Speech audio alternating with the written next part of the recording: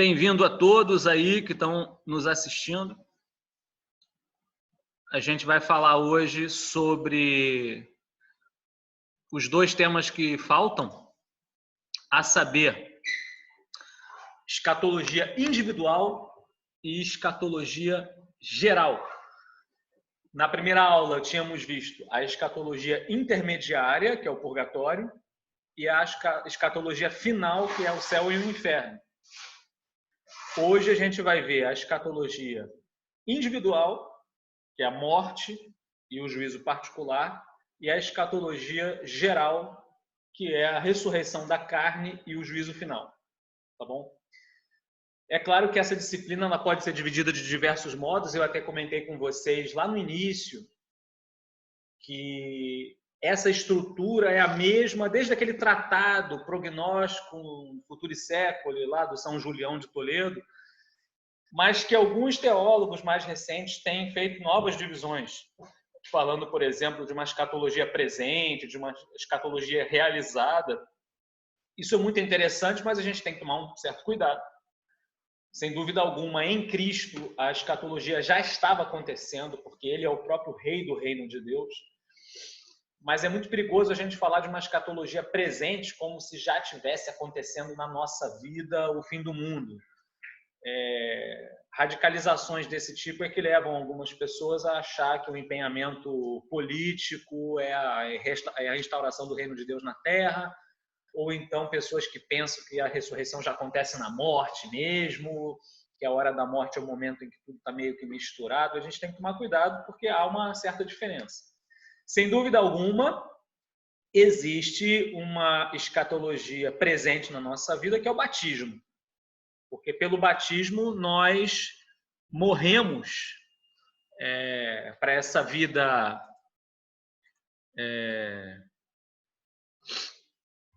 a gente morre para essa vida terrena e a gente já está ressuscitado, pelo menos na nossa alma, para a vida da graça. Então há uma realização já agora dessa escatologia futura em nossa vida, mas isso não deve ser radicalizado, tá? Então hoje a gente vai falar, em primeiro momento aqui, sobre a escatologia do indivíduo e depois a escatologia coletiva, tá? Só lembrar uma coisa, eu deixei lá no Google Classroom 2 links. Um link é um vídeo engraçado sobre o Museu do Purgatório, porque eu tenho recebido bastante material sobre escatologia, que todo mundo agora acha que eu sou um escatólogo, então fica me mandando coisas. Então tem lá um vídeo muito curioso sobre um museu que fizeram com relíquias do Purgatório. Então podem se divertir à vontade assistindo aquilo. E a segunda coisa é que eu deixei o link do curso de Triadologia, que é o curso sobre a Santíssima Trindade, que é um curso que eu já tinha dado. Eu estava com o material guardado. Aí, como eu vi que esse sistema aqui funciona bem, eu já deixei o curso inteiro lá. Então, quem quiser, é só se organizar e assistir sozinho e fazer a prova, porque a prova está lá, inclusive. E a prova de hoje também já está pronta. Então, o negócio é da maldosidade. Então, é para quebrar a perna mesmo, aquela prova assim, cascuda e tal. Mas é isso, a prova de hoje também está pronta. Ao terminar aqui, eu vou dar o ok lá no Google e já dissemina, beleza? Então, a gente começa falando sobre a escatologia individual e vamos falar um pouquinho também sobre a oração. Por quê? Porque escatologia é ir ao encontro desse Deus que é a nossa finalidade, é o fim da nossa vida, o escaton é Deus, e vamos ao encontro desse Deus, em primeiro lugar, com a nossa vida de oração. E na encíclica Espe-Salve de Bento XVI, ele fala que existem 3 escolas de esperança: a oração, o sofrimento e o juízo. Então, essa é a parte da encíclica que me parece mais preciosa para a nossa vida espiritual.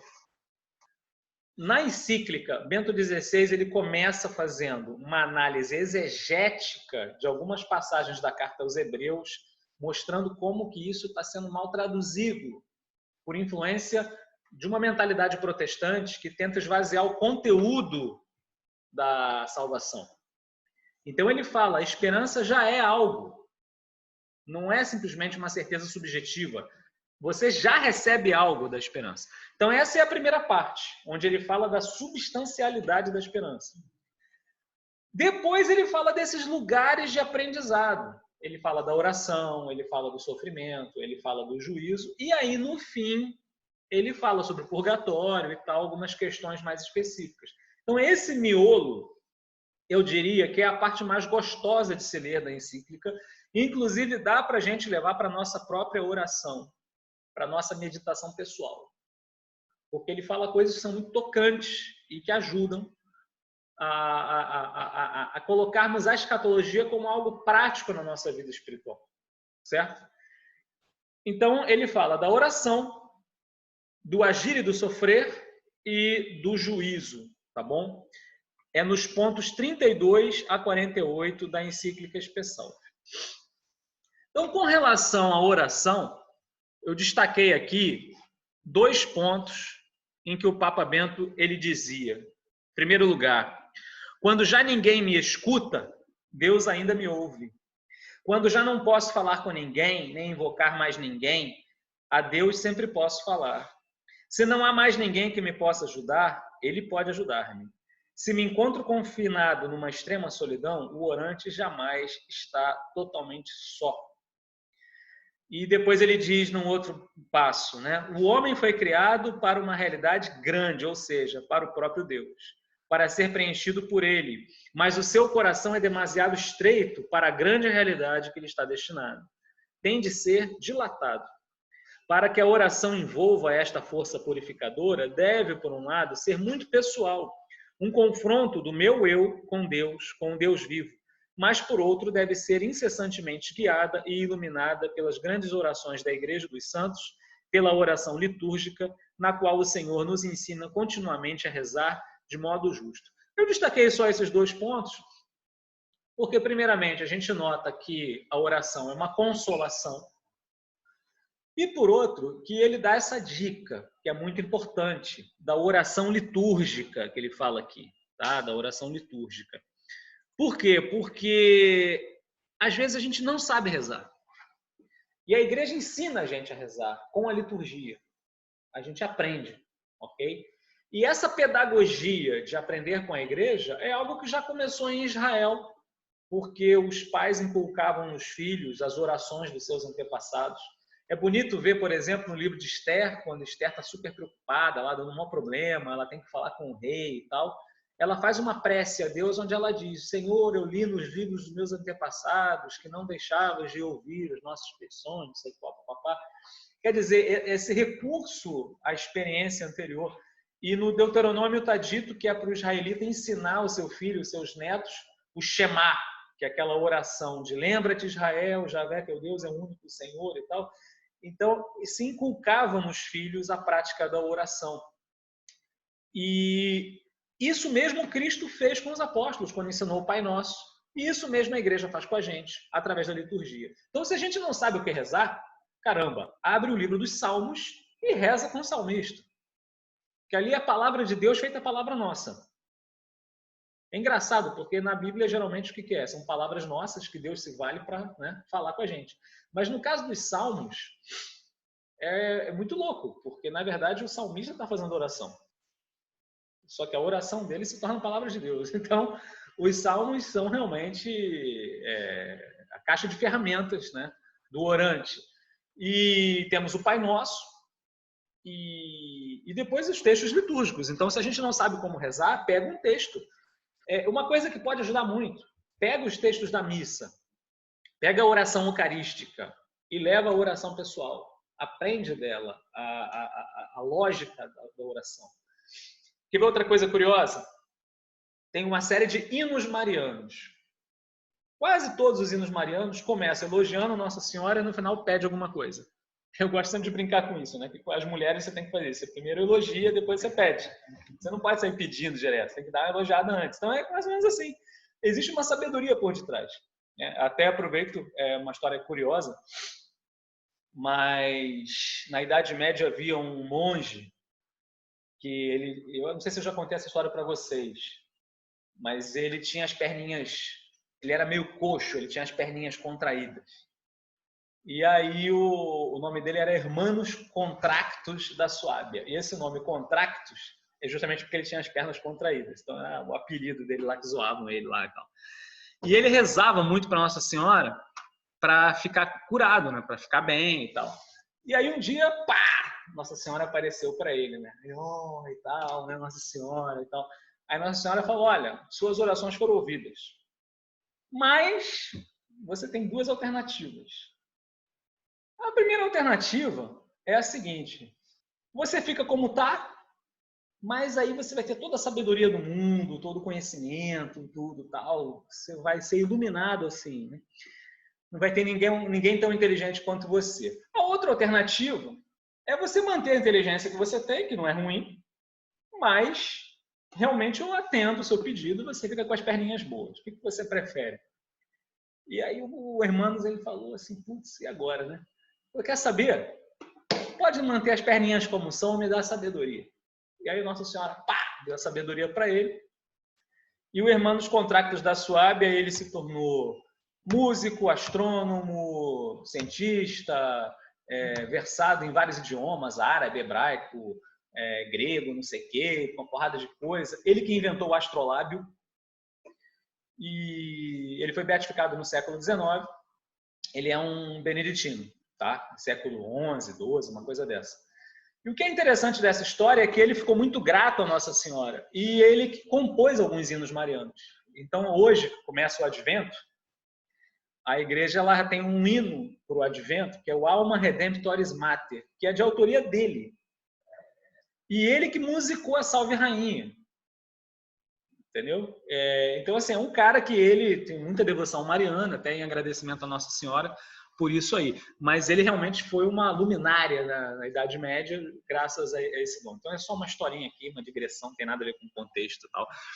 Mas, Suábia. Mas é isso, a ideia que eu queria contar com essa historinha engraçada, assim, piedosa, entre aspas, né? É a ideia de que, para rezar para Nossa Senhora, a gente primeiro elogia, depois a gente pede, porque todos esses hinos são assim, começa a elogiar as virtudes de Maria e tal, no final, rogai por nós, certo? Então, a gente aprende com a liturgia a fazer oração. A gente aprende. O catecismo também, a parte 4 do catecismo, é fantástica, vale como leitura espiritual. Lê a parte 4 do catecismo, que explica o que é a oração, como se faz a oração, é muito legal e também serve como pauta para a nossa vida, tá? Então, olha só, se a gente pega o catecismo, ele basicamente diz o que está aqui nesse slide. Explica o que é falar com Deus, o que é oração, dizendo que oração é falar com Deus, mas ele faz uma especificação que é bastante interessante porque é uma novidade. O catecismo ele cita vários santos. Então tem santo que diz que oração é elevação da alma a Deus. Tem outros santos que dizem que oração é pedido de graças a Deus e tal. Só que o catecismo dá a definição do próprio catecismo. E ele diz que a oração é a relação viva dos filhos de Deus com seu Pai. Isso é muito legal, porque a oração deixa de ser só palavras. Passa a ser também gestos, atitudes, todo o envolvimento, tá? A frase completa não é só isso. Ela fala que é uma relação viva dos filhos de Deus com seu Pai, com Jesus Cristo, que é o irmão, né, com o Espírito Santo. No fundo, a oração cristã é trinitária. No fundo, é isso. Se a gente não tem uma oração trinitária, a gente não está tendo realmente uma oração cristã. Por isso que é importante não tratar a Deus assim de forma genérica, né? Ó Deus, uma coisa assim meio solta no ar, assim, meio um Deus abstrato, uma energia cósmica. Não, é um Deus que tem nome, é um Deus com quem a gente se relaciona, é Pai, é Filho, é Espírito Santo. E é preciso aprender a lidar, a tratar com cada pessoa divina segundo a sua peculiaridade. O Espírito Santo a gente invoca, a Cristo pedimos misericórdia, ao Pai nós nos confiamos, são atitudes apropriadas de acordo com a personalidade de Deus. A oração, realmente, ela pode ser uma oração de petição. Tantas coisas precisamos pedir. Muitas vezes nós precisamos pedir também perdão dos nossos pecados.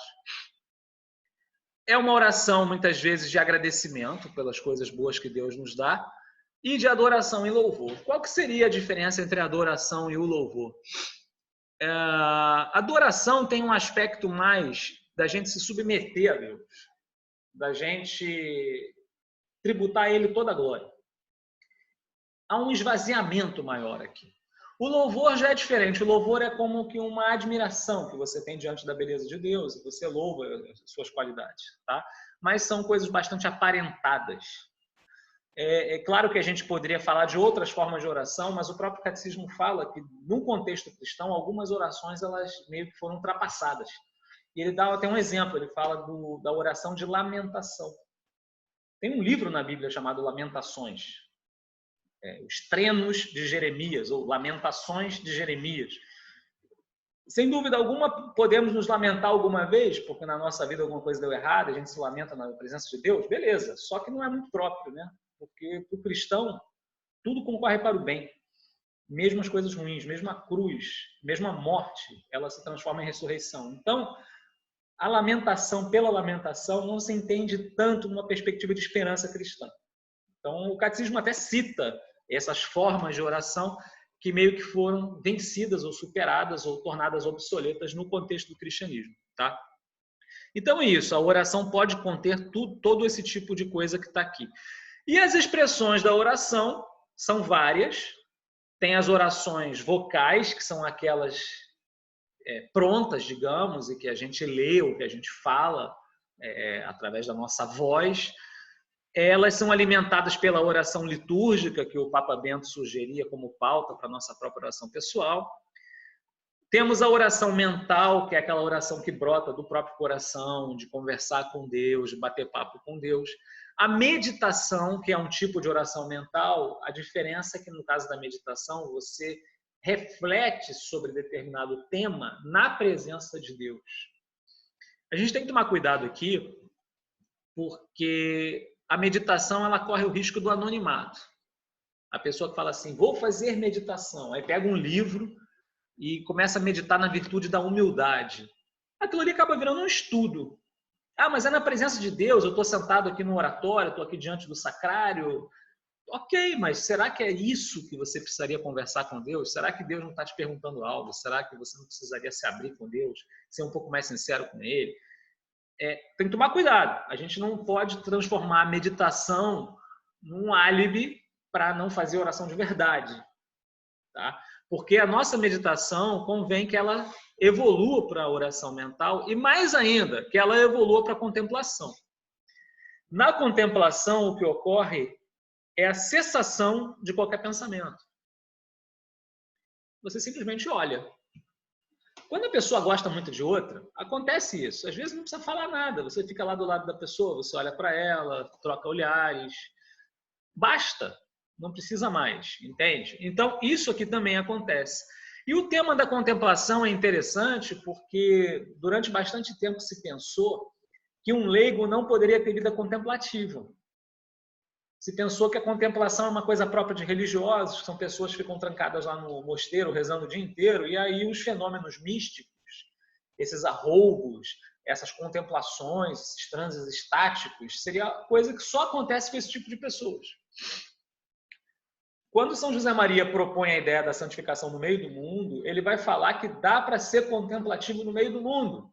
O que não quer dizer que a gente vai levitar, o que não quer dizer que a gente vai ficar em transe estático quando a gente está na frente do computador. Não é isso que vai acontecer, mas sem dúvida alguma que algum tipo de contemplação haverá, porque a gente vai ver Deus ali, a gente vai estar vendo Deus naquilo que a gente faz.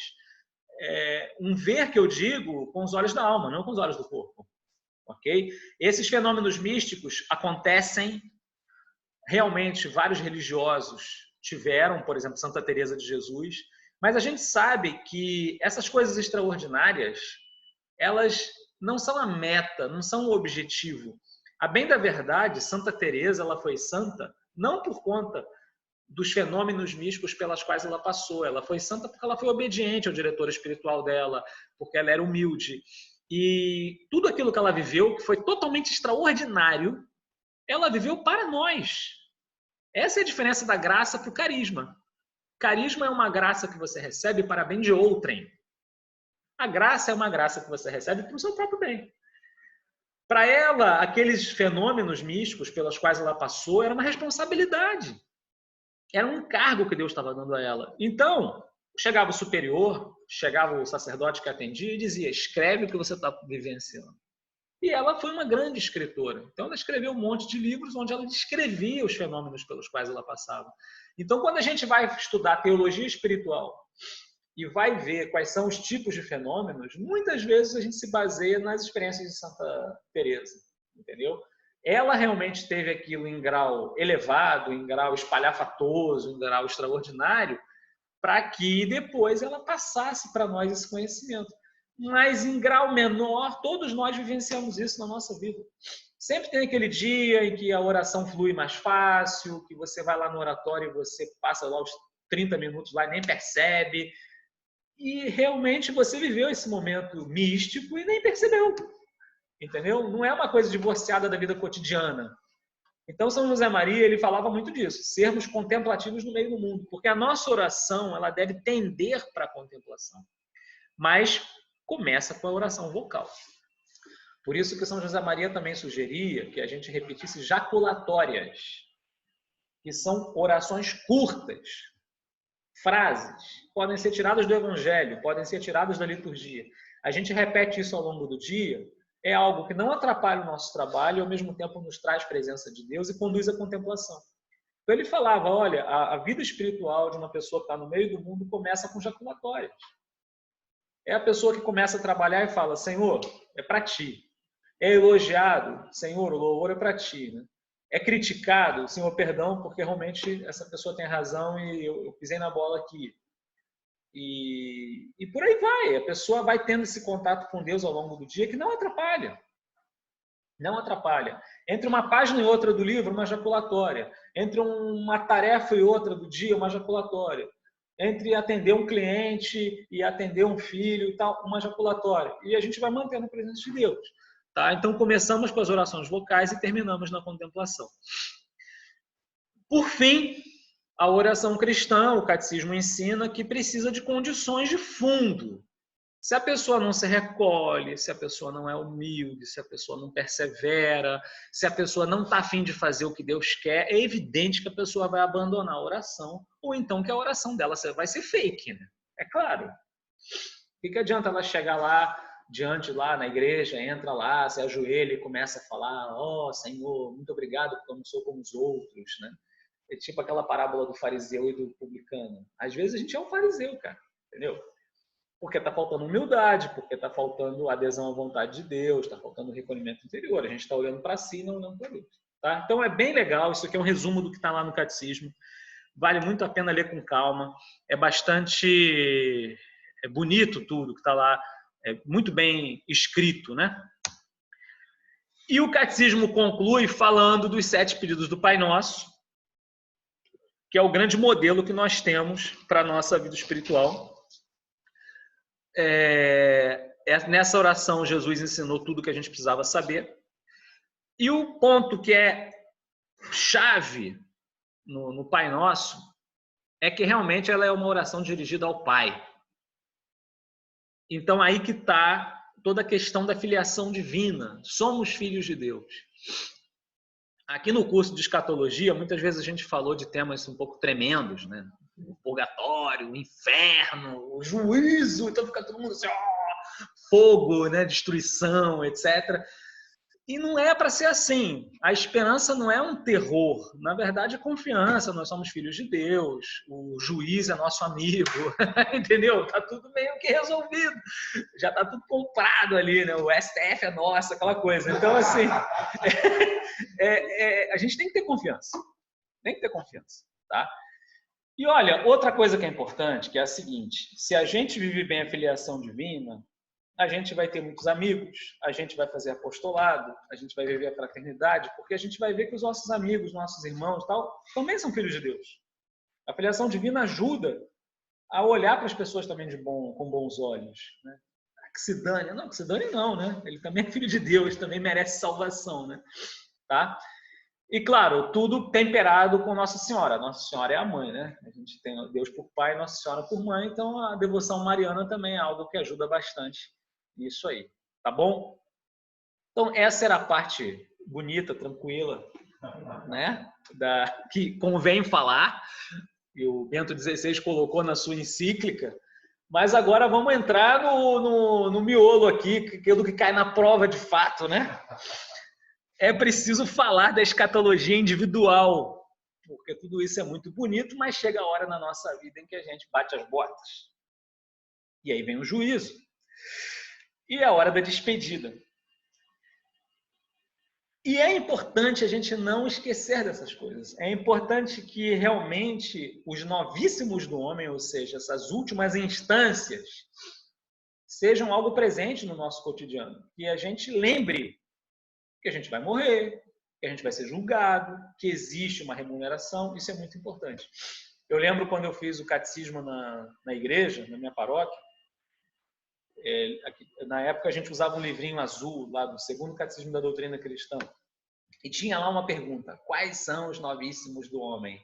E aí vinha uma quadrinha: morte, juízo, inferno e paraíso. Quer dizer, um negócio rimadinho para você decorar e repetir, né? Ou seja, no dia a dia vem uma tentação, vem uma situação chata, vem uma ocasião de pecado, vem uma queda. Lembra disso, cara. Morte, juízo, inferno e paraíso. Se você lembra da morte, a vaidade foge. Se você lembra do juízo, a mentira se esconde. E se você está ali meio na dúvida, o inferno faz você repensar, entendeu? E se você está meio desanimado, o céu ajuda você a querer. Então, é importante isso. O Eclesiástico diz: em todas as tuas obras, lembra-te do teu fim e jamais pecarás. Tantos pecados poderiam ser evitados se a escatologia tivesse mais presente, se a consciência dos novíssimos tivesse mais presente. Ontem quem foi que comentou comigo? Alguém comentou comigo ontem, né? Que nenhum padre fala de céu e inferno nas homilias, que absurdo, tal, tem que falar mais disso e tal. O cara queria lá fogo, né? Destruição, Sodoma e Gomorra, tudo queimando e tal, que seria importante isso nas homilias. Olha, de certo modo, sim, né? Tá aqui, o Eclesiástico está dizendo isso. É preciso lembrar dos novíssimos. É preciso lembrar dos novíssimos. E olha, a morte é o primeiro deles. E tem 4 aspectos sinistros na morte. Ao preparar essa apresentação, eu procurei colher muita coisa da Escritura. Muitas vezes, na forma de expor a escatologia, o nosso perigo é inventar um sistema e enquadrar tudo no sistema. Só que a gente tem que lembrar que a alma da teologia é a Sagrada Escritura. Tá? Então, praticamente assim, tudo que eu estiver pegando aqui de ideia vai ter uma passagem bíblica do lado para corroborar, tá? Então, assim, quando a gente fala de morte, 4 coisas saltam à vista à luz do texto bíblico. Primeira coisa, a morte é consequência do pecado. Essa é uma perspectiva de fé, porque se a gente olha para a vida, a gente pensa, é normal morrer. A morte faz parte da vida. Só que numa perspectiva de fé, não. Na perspectiva de fé, a gente foi feito para a imortalidade. Então, essa é a primeira ideia clara que a gente precisa ter. O salário do pecado é a morte, mas o dom de Deus é a vida eterna, em Cristo Jesus, nosso Senhor. Não é normal morrer. Não é normal morrer. Tem uma coisa errada. Tá? Então, essa é a primeira ideia que a gente precisa ter.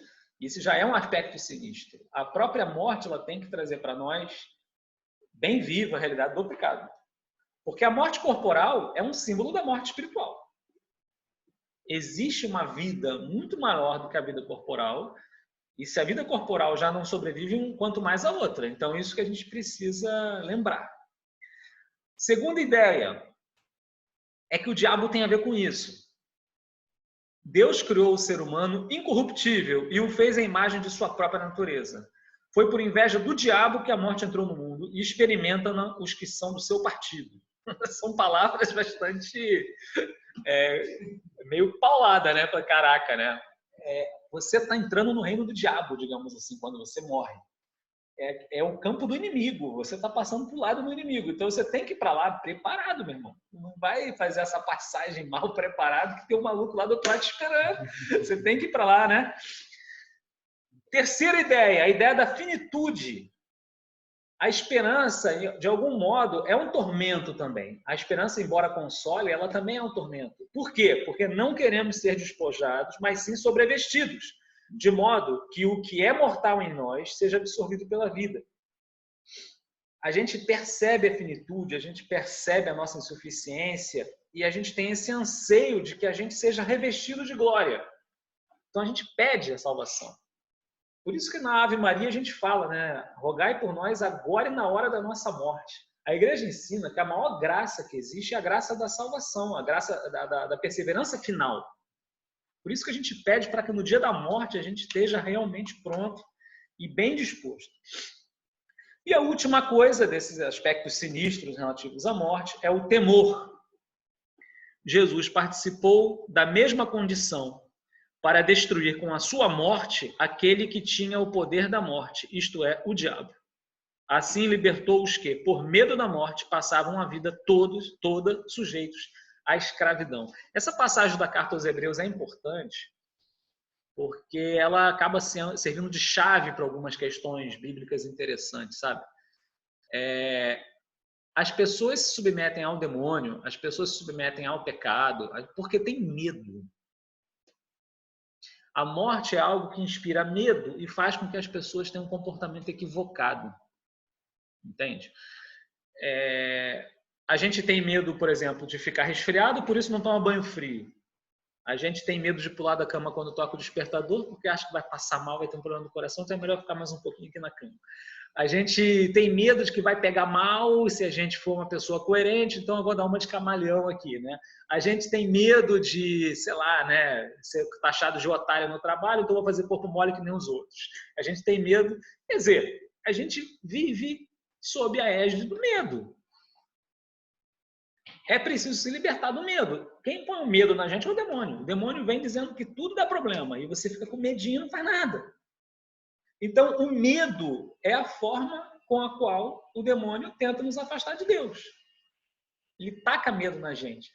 O Scott Hahn, quando ele descreve o pecado original, ele fala que Deus colocou o homem no Jardim do Éden para trabalhá-lo e guardá-lo.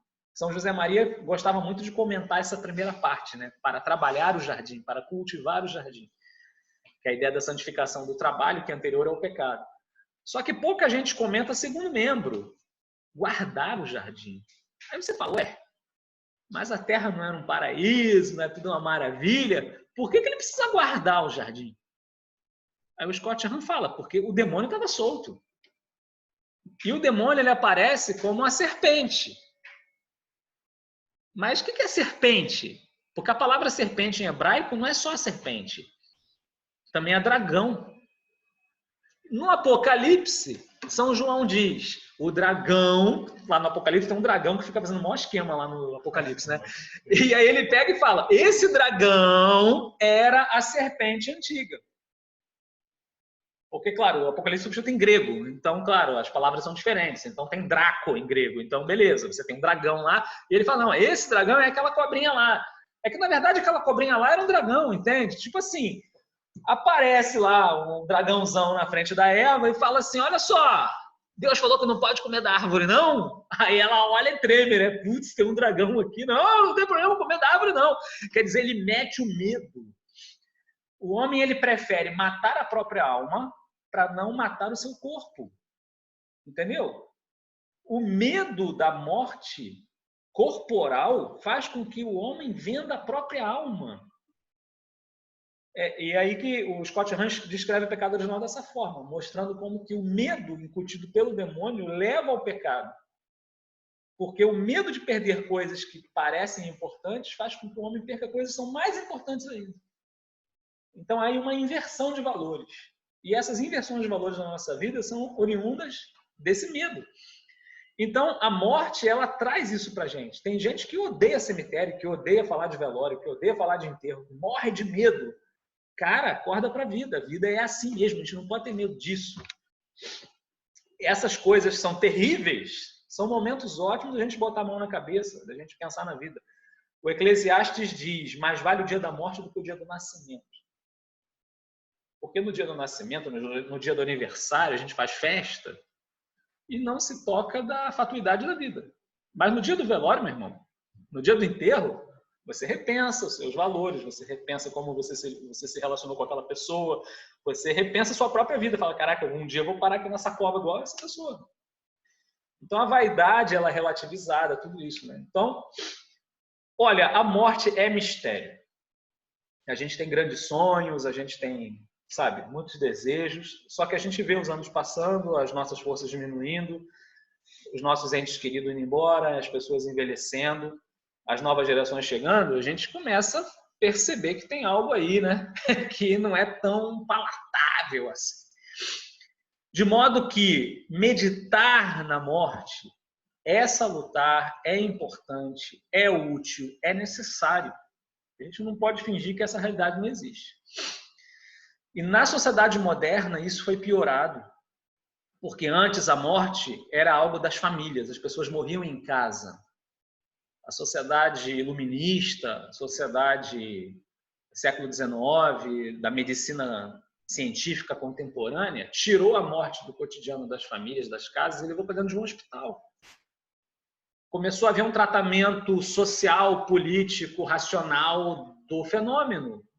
E esse fenômeno é um fenômeno, de certo modo, até sagrado, porque é a passagem que a pessoa faz. Então, a gente está vivendo um momento histórico no qual os cristãos têm um papel importante a desempenhar na recuperação desses valores. E isso, meus caros, a gente só vai conseguir se a gente mesmo levar a oração a esse tema, se a gente mesmo meditar essas palavras, se a gente mesmo decantar isso no nosso coração. Não pode ser simplesmente uma doutrina que a gente aprendeu no catecismo ou que a gente estudou lá, não sei como, não. É muito mais do que, fiz um curso de escatologia. Muito mais importante do que o curso de escatologia é que realmente a gente leve a oração nisso e que a gente tenha uma atitude diante da morte um pouco mais coerente. Tá? Interessante que isso tudo, na verdade, ela vai na contramão do mundo, né? O mundo cada vez mais faz com que você viva mais, né? E tem relato de alguns santos que eles pediam morte, porque quanto mais tempo ficasse na Terra, maior era a chance de pecar. Justamente essa relação, né? Esse medo de morte e tal, e pecar e tal, né? E assim, a vida contemporânea, né? Ela faz com que você cada vez mais aumente suas perspectivas de vida. Você está vivendo cada vez mais. Então a gente vai sempre numa contramão, né? Sim. Agora é engraçado, você falou uma coisa. Eu estava vendo isso com o Herbert no outro dia. A medicina conseguiu dar cuidados paliativos, conseguiu que a idade média da população tenha aumentado, mas o ser humano continua morrendo com a mesma idade. Não tem nenhum cara vivendo 200 anos e tal. Isso aí não... Claro, a qualidade de vida melhorou. O mundo aponta para isso. Otimizamos aqui embaixo. Aí a gente precisa, além de otimizar aqui embaixo, otimizar lá em cima também. Eu não sei se está otimizando tanto, né? É isso, exatamente isso. Aumentou, sei lá, nos últimos 100, 200 anos, aumentou aí, sei lá, 10 anos de vida na média. Pô, aí você está pensando, cara, 10 anos? O que são 10 anos frente à eternidade? Pois é. Se você para pensar, 80 anos, o que é 80 anos em frente à eternidade? Né? E assim, aí você fica, pô, caraca, cara. Uma coisa engraçada, eu estive agora no Espírito Santo e fiz lá aquelas visitas aos lugares relativos a José de Anchieta e comentaram que quando José de Anchieta chegou ao Brasil, ele já era muito doente, ele tinha 20 e poucos anos, mas era muito doente. E o pessoal achava que ele ia morrer logo, porque todo mundo morria muito cedo. O padre Manuel da Nóbrega, Manuel da Nóbrega, morreu com 32. Só que o Anchieta morreu com mais de 60. Ele enterrou todo mundo, entendeu? Então ele era o venerando, o cara com 60, tipo assim, morreu com a idade Maradona, né? Porra, o cara é venerando. Outra ideia, né? Imagina se você só vivesse 30 anos, cara. Aqui metade que a gente tinha morrido aqui, né? Nessa sala. Quer dizer, que uso que a gente fez na nossa vida? Né? há uns anos atrás, 30 anos já. Pô, o Dom Pedro I, cara, morreu com 36. O cara teve, sei lá, 22 filhos com 40 e tantas mulheres aí. O cara fez a independência do Brasil, o cara guerreou contra o irmão, abdicou de um trono, abdicou do outro, deu o trono para a filha. Caraca, o cara morreu com 36 anos. Como é que deu tempo, meu irmão? E deu tempo. E ele é o recordista. Quando ele fez a independência do Brasil, nunca bateram recorde. Ele veio a cavalo de São Paulo para o Rio de Janeiro. O tempo que ele levou de São Paulo para o Rio nunca foi batido a cavalo. Sério mesmo, nunca quebraram o recorde. Não tô... O cara tá tudo lá.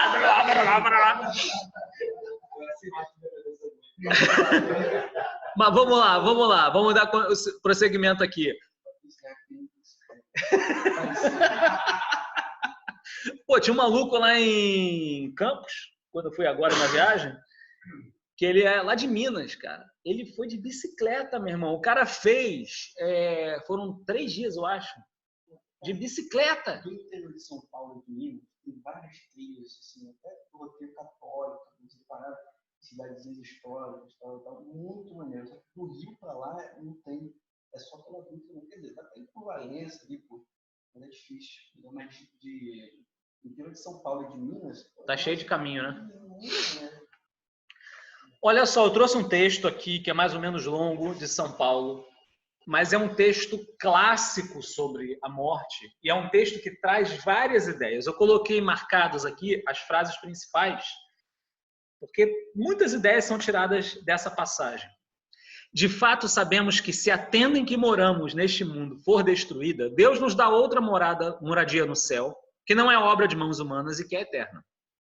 Aliás, é por isso que gememos suspirando por ser sobrevestidos com a nossa habitação celeste. Sobrevestidos, digo, se é que seremos encontrados vestidos e não nus. Está falando da graça, né? Não que adianta você morrer sem a graça de Deus, chegar lá, tá pelado, já era, meu irmão. Sim, nós que moramos na tenda do corpo estamos oprimidos e gememos, porque na verdade não queremos ser despojados, mas sim sobrevestidos, de modo que o que é mortal em nós seja absorvido pela vida. E quem nos preparou para isto é Deus, que nos deu o seu Espírito em garantia. Então a graça do Espírito Santo é uma garantia da ressurreição futura. Estamos sempre cheios de confiança e bem lembrados de que enquanto moramos no corpo, somos peregrinos, longe do Senhor, pois caminhamos pela fé e não pela visão. A visão é o lance do lumen gloriae, daquela aula que eu tinha falado, né? A luz da glória, que é o desabrochar da graça, que é um dom que Deus infunde na inteligência para que o homem seja capaz de ver a Deus face a face, né? Mas estamos cheios de confiança e preferimos deixar a moradia do nosso corpo para ir morar junto do Senhor. Aí tem a ver isso com o Fumio falou, né? Os santos desejavam morrer. Você falou, desejavam morrer para não pecar, mas também eu diria, desejavam morrer para ver o Senhor, né? Tá? Porque ele fala aqui, né? Preferimos deixar a moradia do nosso corpo para ir morar junto do Senhor. Por isso também nos empenhamos em ser agradáveis a Ele, quer estejamos no corpo, quer já tenhamos deixado esta morada. Aqui é curioso, né? Porque ele fala de ser agradável a Deus fora do corpo. Você vê essa perspectiva de que algum tipo de ação pode acontecer do outro lado, tá?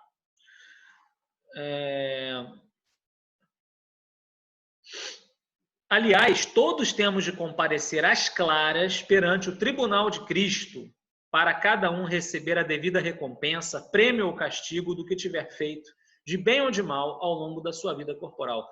Sobre esse último parágrafo aqui, existe um monte de discussão. Por quê?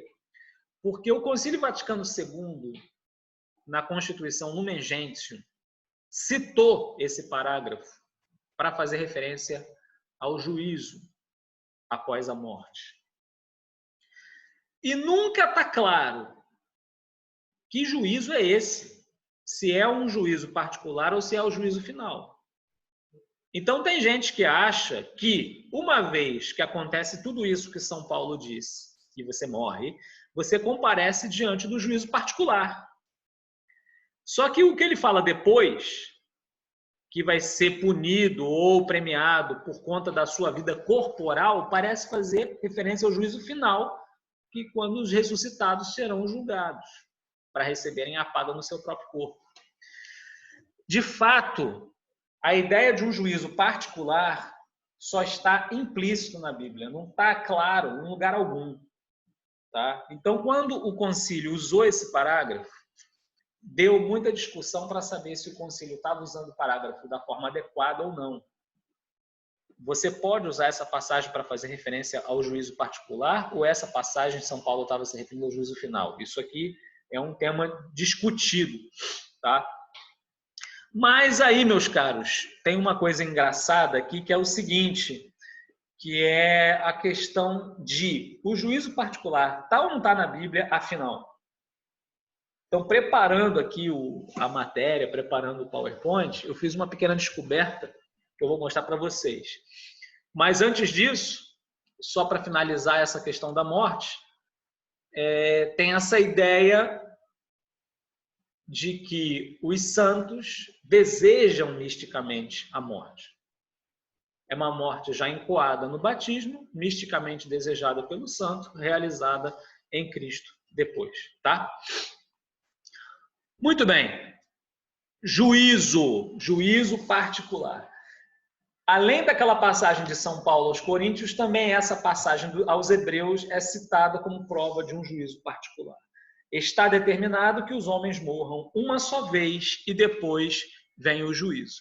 Só que, claro, todos os protestantes e a maior parte dos teólogos católicos sempre falam que na Bíblia não há referência ao juízo particular. A Bíblia sempre fala do juízo universal.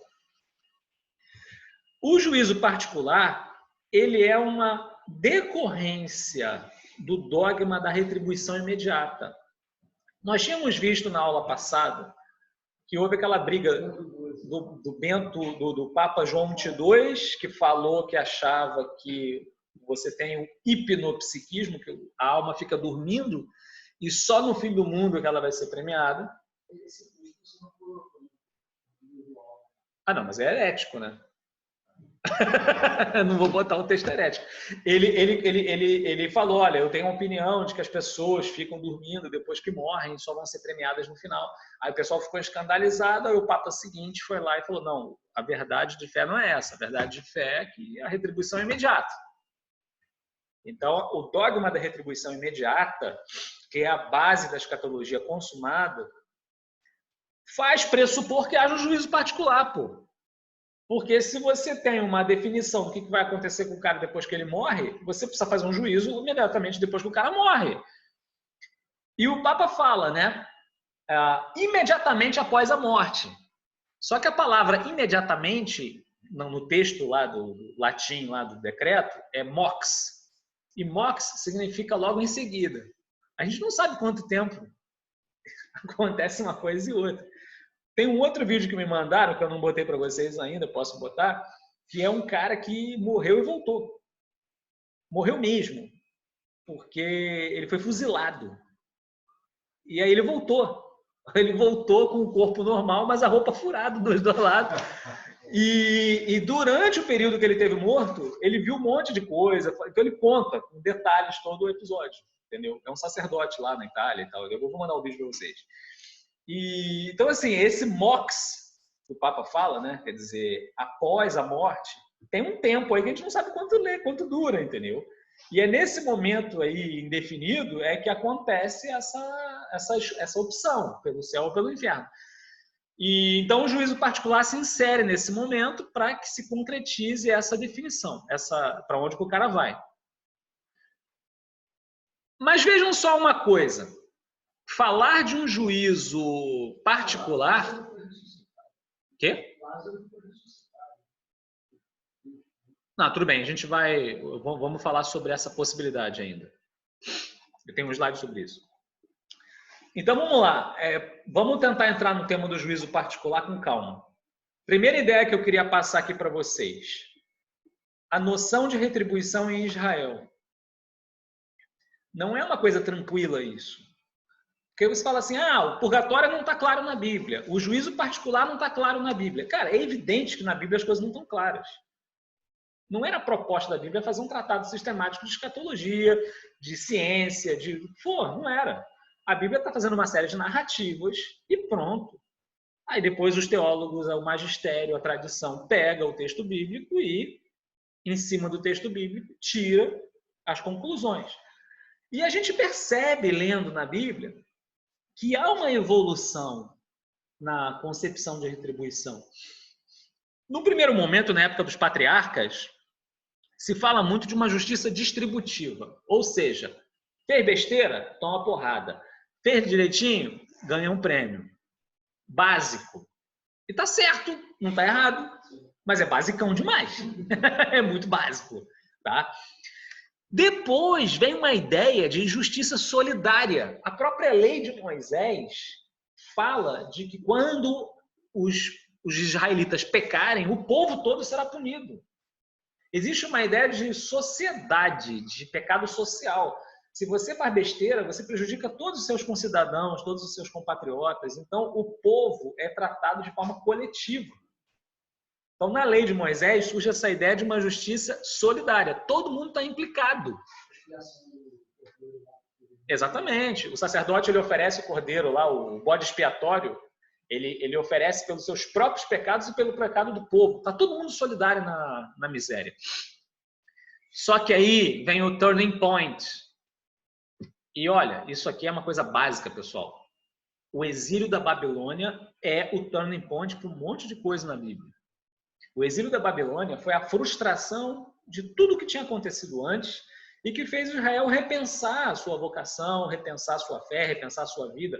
O judaísmo, como a gente conhece, nasce no exílio. O exílio redimensionou tudo. Então, o exílio da Babilônia é fundamental para a gente entender vários pontos na Bíblia, certo? E o que aconteceu é que surgiu a ideia de uma justiça individual. Os profetas do desterro, Jeremias, o Ezequiel, eles vão falar disso. Cara, ok, os pais pecaram, os filhos estão sofrendo, mas eu vou cobrar de cada um pelo seu pecado individual. Embora haja uma solidariedade entre nós, existe responsabilidade pessoal também. É muito cômodo você botar a culpa no pecado estrutural, no pecado social, no pecado do mundo, como se eu não tivesse pecado meu pessoal, entendeu? Então surgiu aqui a ideia do indivíduo, que não era tão clara na Bíblia antes disso, entendeu? Não era nada claro. Só que aí, galera, depois desse turning point, apareceu a crise. Porque, ok, Deus retribui, existe uma solidariedade, também existe responsabilidade pessoal, só que a gente sabe que tem bandido que se dá bem, a gente sabe que tem cara santo que se ferra, e a gente sabe que todo mundo morre e vai para o mesmo buraco. Isso levou a uma crise que levou alguns autores a escreverem livros, de algum modo, escandalosos.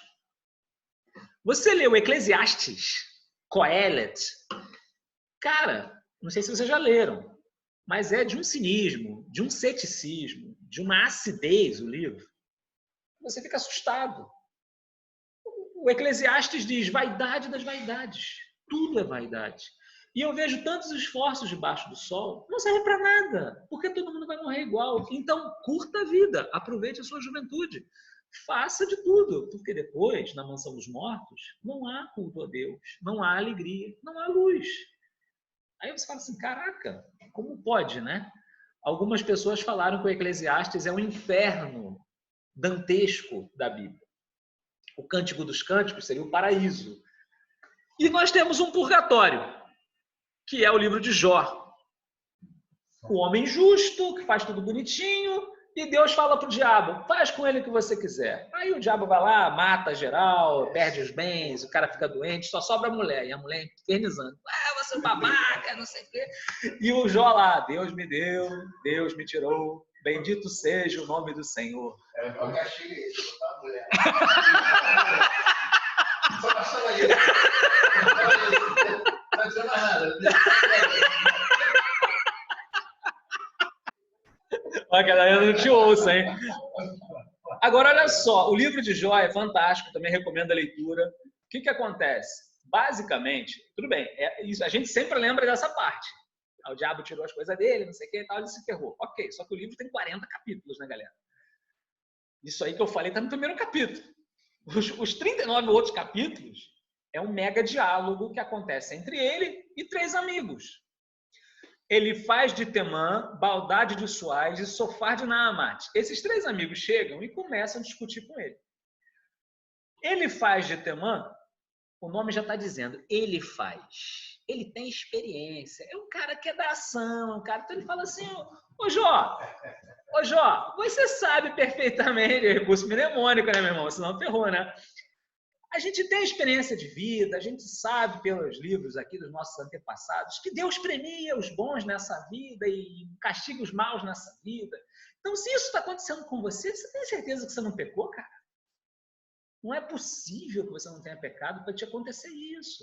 É o cara pragmático, é o cara que está ali preocupado com o dia a dia, com o tempo presente e tal. Então, é uma discussão de Jó como ele faz, onde o Jó começa a se defender, fala assim, peraí, cara, Deus é que está sendo injusto, porra, porque eu fiz tudo certinho, entendeu? É aquela coisa assim. Depois vem o Baldade de Suaz, a vaidade de Suaz, né? A baldade, vaidade, assim dá para lembrar, né? Com esse mnemônico. Ele começa a falar que, olha, as coisas são vãs, você não deve se preocupar com nada disso.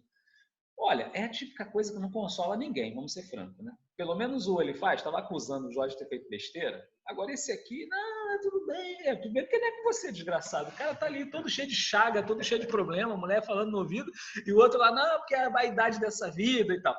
E aí vem o Sofar de Naamate falando de um legalismo, falando que o que importa é cumprir a lei, isso é que importa, que a lei de Moisés é o que eu acho mais importante. É pior ainda do que o anterior, porque, cara, o coitado do Jó fez tudo certinho, né? Não sempre cumpriu a lei, bonitinho e tal, né? O que adianta você ficar falando de legalismo? Tipo assim, não adianta ficar citando a Bíblia numa hora como essa. A coisa não está bem resolvida. O fato é que no final desse discurso aparece um quarto amigo, que é o Eliú, filho de Baraquel, que é um personagem um pouco misterioso. Ele aparece no final do livro. Algumas pessoas falam, ele devia ser um mais jovem e ficou com a boca calada o tempo inteiro, só observando, e aí no final ele pede licença e começa a falar. Ele fala da misericórdia de Deus. Ele fala que não cabe ao homem avaliar a própria vida ou ficar tentando entender o que está acontecendo. A gente tem que confiar na misericórdia. A gente não deve se desesperar diante das situações e tal. E, muito bem, é uma parte muito interessante o discurso do Eliú, mas logo depois que Eliú fala, Deus aparece, né? Aí fica todo mundo assim aterrorizado, Deus entra na jogada e Deus faz um mega discurso de autodefesa, que é a Teodiceia. Teodiceia é o nome para a defesa de Deus. Na filosofia existe uma disciplina chamada Teodiceia. Mas o nome não é adequado. Porque, claro, vejam, a gente tem que tomar cuidado. Isso é uma confusão que acontece muito, hein? A filosofia estuda as coisas. Uma das coisas que a filosofia estuda é Deus. Então, a teologia é parte da filosofia. Mas eu estou falando de teologia natural. É Deus estudado enquanto o ente superior que é reconhecido pela capacidade intelectual humana. Ponto. Quando a gente está falando de teologia católica, a gente está falando de outra coisa. Teologia católica é teologia revelada. Teologia católica é uma sistematização em cima da revelação. É outra coisa. Então, para não fazer confusão entre teologia confessional e teologia filosófica, o pessoal chama a teologia filosófica de teodiceia. Só que o problema é esse, é que teodiceia é a defesa de Deus. Porque diante do mal que há no mundo, é evidente que tem gente que começa a acusar a Deus. Então Deus precisa se defender. Então a teodiceia já é um nome negativo, dando a entender o seguinte, olha, na filosofia a gente duvida de Deus. Então existe uma disciplina, teodiceia, que é uma tentativa de salvar um pouco a barra dele. Tá? Essa é mais ou menos a ideia. E Deus faz uma teodiceia no livro de Jó, dizendo que não cabe a Jó avaliar o que está acontecendo, que Deus manda mesmo e acabou, e quem é você para falar alguma coisa e tal, mas tudo bem. Como você foi um cara gente boa, eu vou perdoar você, os seus 4 amigos idiotas aí, e bola para frente, aí Jó volta a ficar curado, ele nasce um monte de filho, ele fica rico de novo e morre cheio de anos. Mas reparem, tanto o livro de Jó, que é o purgatório, quanto o livro do Eclesiastes, que é o inferno, é a crise do pensamento bíblico com relação a essa questão da retribuição. Quanto a todas as coisas que se fazem, Deus chamará em juízo tudo que é oculto, seja o bem, seja o mal. Essa é a última frase do livro do Eclesiastes. E que tem gente que acha que é uma glosa.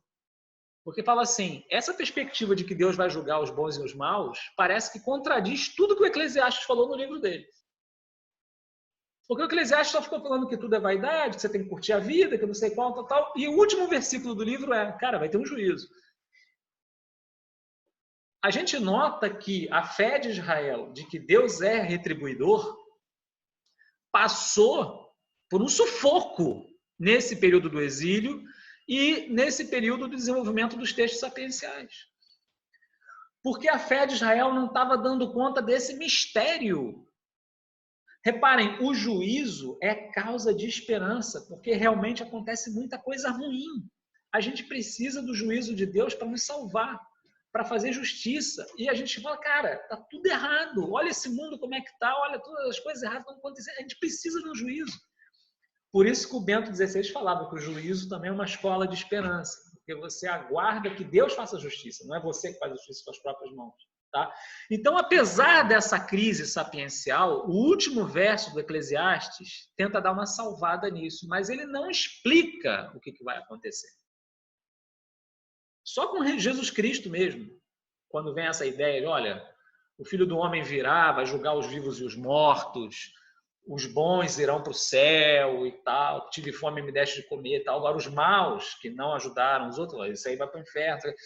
Quer dizer, Cristo ele tem realmente uma promessa positiva de um juízo universal onde tudo vai ser resolvido, entende? No Antigo Testamento, isso não é claro. É uma mera intuição, mas que você percebe o tormento. E esse tormento está estampado nesses livros sapienciais que não conseguem dar conta do recado. Tá? Então, muita gente lê esses livros e fica perplexo. Afinal de contas, o que a Bíblia está ensinando sobre isso? Porque, claro, na revelação veterotestamentária, isso não estava suficientemente assentado. Tá? Mas aí, pessoal, eu queria fazer aqui um apelo a vocês, que é o seguinte, vamos valorizar o Sirácida. O último dos livros sapienciais é o Sirácida, também chamado de livro eclesiástico por excelência. Ele ganhou esse nome eclesiástico porque foi o livro sapiencial do qual a igreja fez mais uso na antiguidade. Para a formação dos catecúmenos se utilizava o livro eclesiástico. Mas o nome do livro é Sabedoria de Jesus, filho de Siraque, ou Sirácida. Esse é o nome do livro, Sirácida. Então eu estou citando sempre com SR para não fazer confusão. Eclesiastes significa clérigo, porque o autor do Eclesiastes, ele se autodenomina o clérigo, o sacerdote. O livro começa assim, palavras do clérigo, : vaidade das vaidades, tudo é vaidade. Palavras do Coelet, palavras do clérigo, palavras do Eclesiastes. Eclesiástico não é nome do livro, eclesiástico é adjetivo. Então, eu gosto de falar, não é livro do eclesiástico, não, é livro eclesiástico, entende? É um adjetivo, porque o nome desse livro é Sirácida. E o pessoal vive confundindo os dois livros, não tem nada a ver. O Eclesiastes é um livro pessimista e pequenininho. O Eclesiástico é um livro enorme, de 51 capítulos. E a linguagem dele é muito mais próxima da nossa.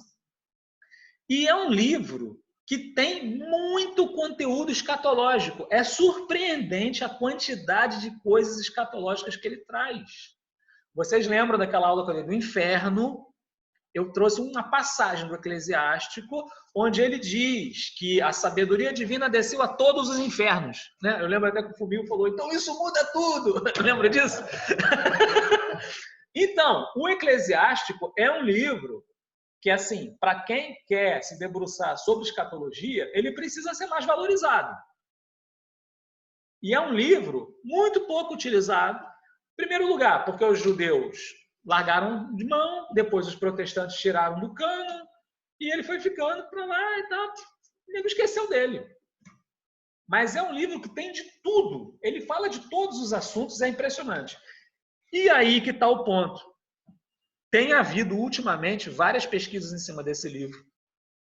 E começaram a frisar que o Jesus, filho de Siraque, que é o nosso amigo aqui com o dedinho aqui, com o anel aqui, que ele, no fundo, fala de uma recompensa da memória. Reparem que nas religiões matriz africanas existe o tal do ritual da ancestralidade. E que na cultura grega havia uma perspectiva de que a memória dos homens lustres permanece. Ele tem uma seção do livro dele, que é uma seção enorme, onde ele pega cada personagem bíblico e tece um elogio para cada personagem. Ele meio que fala o seguinte: sobrevive a memória do homem. É como se fosse assim uma parte da alma, entende? E essa memória é recompensada. E é essa memória que vai ressuscitar, de algum modo. Ele fala de uma ancestralidade. E tem uma passagem aqui que, geralmente, quando o pessoal analisa dizendo o seguinte, que o eclesiástico, ele pensa com as categorias da justiça distributiva, da justiça solidária. Só que, meu caro, esse livro é quase da época de Cristo. É o último livro lá dos sapienciais, tá? Ele só perde por sabedoria, tudo assim, pouco antes de Jesus vir ao mundo. E aí o pessoal interpreta essas palavras dele como se isso aqui fosse uma tentativa de salvar a todo custo a Teodiceia. É como se fosse uma tentativa desesperada do eclesiástico de falar que Deus vai dar recompensa para o cara, nem que seja no último minuto. Então ele diz assim, a bênção de Deus está na recompensa imediata do justo. Num instante, ela faz aparecer o seu sucesso. Não digas do que eu preciso, ou aí ainda, que bens me advirão daqui. Não digas basta-me a mim mesmo, de agora em diante, que desgraça me poderá atingir. No dia feliz não te esqueça dos males, e no dia infeliz não te esqueça dos bens. E aí que está o ponto. Pois é fácil para Deus, no dia da morte, retribuir a cada um segundo os seus atos. O tempo da desventura faz esquecer a imensa riqueza, mas é no fim que as obras de um homem são reveladas. Antes da morte não louves pessoa alguma, pois no seu fim é que se conhece a pessoa. Olha, eu acho estranho achar que depois de uma vida péssima, na hora da morte o cara está sendo recompensado pelas maldades que fez. E depois de uma vida super virtuosa, que o cara morre lá com câncer e cacete e tal, não sei o que, na hora que o cara morre, o cara está sendo recompensado pelo que ele fez. Quer dizer que o autor não tem uma perspectiva de salvação pós-mortem, que essas palavras dele devem ser interpretadas conforme a mentalidade do Antigo Testamento, eu acho que isso aqui é um certo reducionismo. O fato é que o eclesiástico, ele dá a entender realmente a presença de um juízo particular. E aí que está o grande ponto, que foi a descoberta, né, que eu fiz, que é esse verso aqui, que ninguém cita. Eu não vi citado em lugar algum esse verso dele. Lembra-te do julgamento do morto, porque ele estava falando da morte antes. Que será também o teu. Ontem para mim, hoje para ti. Ou seja, ele fala que o juízo acontece no dia que o cara morre. Ele não está falando do juízo final. Então, se alguém diz para vocês que o juízo particular não está na Bíblia, está errado. O juízo particular está nesse verso aqui, ó. O juízo, ontem para mim, amanhã para você, depois de amanhã para o outro. O juízo é individual. Não é coletivo, é individual. Então, vejam, o juízo particular, ele é uma decorrência do dogma da retribuição imediata. Está implicitamente revelado. No entanto, na Bíblia existe um verso, pelo menos, em que ele é explícito. Entendeu? Pelo menos existe um verso em que ele é explícito. Existe realmente um juízo particular. Aí a questão é a seguinte: nos textos do magistério da igreja, quantas vezes aparece juízo particular? Meu caro, quase nunca. Eu fiz um inventário aí, tu não encontra juízo particular em lugar nenhum. É sempre assim. O juízo particular é uma consequência dos outros dogmas. O juízo particular não tem nenhum documento que seja positivo em relação ao juízo particular. A única vez que o juízo particular é tratado de forma explícita e positiva é no catecismo da Igreja Católica. Por incrível que pareça. Que é de ontem, né? O catecismo de 92, pô. Entendeu? Então, o catecismo romano fala, mas o catecismo romano ele não era, digamos assim, não é magisterial, entende? Ele foi encarregado aos teólogos que fizessem, o Papa promulgou lá, mas não era um ato do magistério. O catecismo da Igreja Católica é um ato magisterial. Por isso ficou muito criticado na época. Tá? Porque o pessoal achava que o João Paulo II estava tentando dominar o pensamento. E aí que está o ponto bem legal que eu achei, que é o seguinte: se você compara o compêndio nos pontos 208 e 214, a gente consegue ver uma distinção entre ambos. O juízo universal é coletivo, o juízo particular é individual. O juízo universal ele vai versar sobre a prática exterior, talentos, distribuição dos bens, obras de misericórdia, os escândalos que as pessoas cometeram, etc. Enquanto que o juízo particular diz respeito às fé e às obras de cada um, ou seja, algo mais da consciência. É mais privado, foro interno. Tá? Então, essas seriam as distinções entre um e outro. A homilia do Padre Paulo do último domingo também é legal. Sobre o juízo. Ele fez um sobre o juízo particular? Juízo geral. Em geral. Entendi. Agora, isso é muito criticado, viu? Que é o seguinte. Mas acho que foi mais uma impressão minha, por isso que eu lembrei. Entendi. Não, mas digo assim, porque qual é o problema que está aqui por detrás? É que, como o juízo particular não é explícito na Bíblia, muita gente explica o juízo particular como se fosse um juízo final antecipado, como se fosse uma encenação do juízo final. Então, teve muita gente que criticou. Eu acho que essa omissão em falar do juízo particular é justamente porque o pessoal gosta só de falar do juízo final. Jesus só falou do juízo final. Todo mundo sempre fala só do juízo final. Então, o pessoal não quer nem falar do juízo particular. É como se ele não existisse. Entendeu? Então, tem que tomar cuidado realmente. A gente tem que distinguir os dois. São coisas diferentes mesmo. Tá? Um é de foro externo, outro de foro interno. Tal. E aqui está uma explicação, uma tentativa de explicação do que seria o juízo particular. Ele seria uma luz que ilumina a consciência, ele ocorreria no corpo, na hora que o cara morre.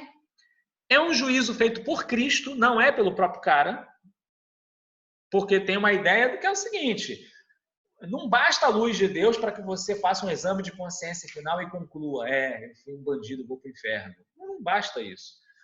A pessoa, quando peca, ela se apega aos seus pecados, ela se vicia nos pecados. Então, por mais luz que ela receba de Deus, o juízo tem que ser um decreto, uma sentença dada por um juiz, não pode ser a própria pessoa se auto-julgando. Então, tem que ter uma heteronomia aqui. Tá? E tem o lance da irrevogabilidade, por causa do dogma da retribuição imediata. E aí que chegamos ao ponto que o Josimar tinha levantado. E Lázaro? E a filha de Jairo? E esse maluco que foi fuzilado e voltou? Tá? Então, nesse caso, o que teríamos que falar é que o juízo foi suspenso. Em perspectiva de que o cara ia ressuscitar, o juízo não foi feito. Ou então esse mox que o Papa falava, quer dizer, entre uma coisa e outra, teve dilatada para poder dar tempo do cara voltar, né? Mas, em tese, se você passasse pelo juízo particular, você entraria na parte, assim, na consumação, e não tinha como retornar da consumação. Entendeu? Game over, hora do lanchinho. Voltamos daqui a 10 minutos, beleza? Se alguém que estiver online e quiser fazer uma pergunta, aproveite o momento.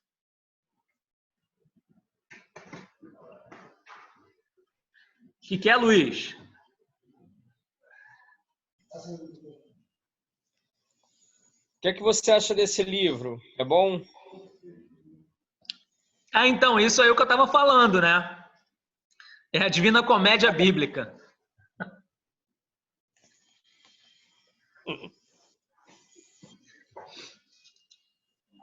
Muito bom, muito bom. Você está lendo ou já leu? Tô lendo. Podia ser lá, né? Então, eu vou dar uma pausa aqui, tá, galera? Tá bom. A gente continua.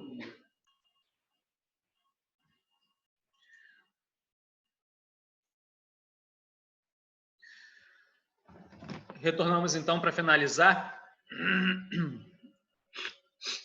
Eu confesso a vocês que eu gostei muito de preparar esse curso porque deu para lembrar muita coisa que estava esquecida e deu para sistematizar algumas coisas que estavam perdidas. Já vimos a escatologia individual, morte e juízo particular. Agora vamos ver a escatologia geral, juízo final e a ressurreição da carne. Tá?